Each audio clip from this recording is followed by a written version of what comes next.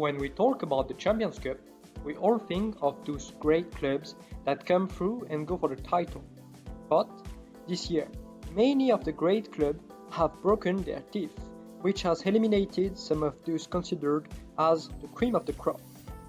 Among the unfortunate ones eliminated, we have Ulster, Exeter Chiefs, Bristol, Paris, Connacht, Clermont, Harlequins, and Bordeaux. And if we take the losers fixture and put them against the others, we have Ulster against the Chiefs, Bristol against Paris, Connacht against Clermont, and Harlequins against Bordeaux. These are all fixtures that could clearly have been the real quarterfinal, even if some of the big names like Toulouse, Munster or Leicester are missing.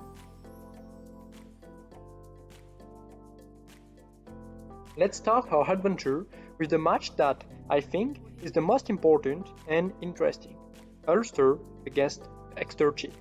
It will take place in the Ulster Stadium as they lost just by 1 point to the Chiefs lost by 11. So, in their stadium, I see Ulster being very confident and trying to attack from the start, so I see them being rewarded with very early 2 penalties going in. After that, the men from Exeter will rebel and get a penalty in their turn, but their comeback was short-lived as a breakthrough by Kieran Treadwell led to the first try of the game, which was later converted.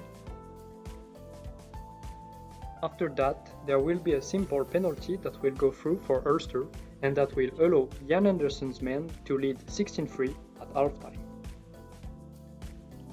After halftime, the Ulster men came back strongly and passed another penalty just before the Exeter Chiefs scored their first try, following a maul led by Sam Simmons, as always.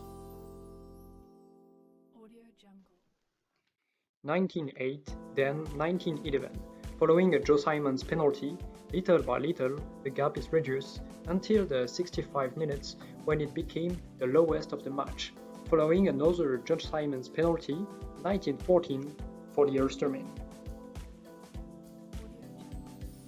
But the last 10 minutes of the match were perfectly managed by Dan McFarlane's men, and the match ended as it began, with an Ulster penalty, 22-40.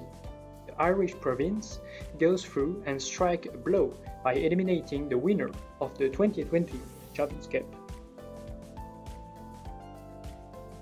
If we look at the last results of Ulster, we can see that they have won 6 of their last 8 games.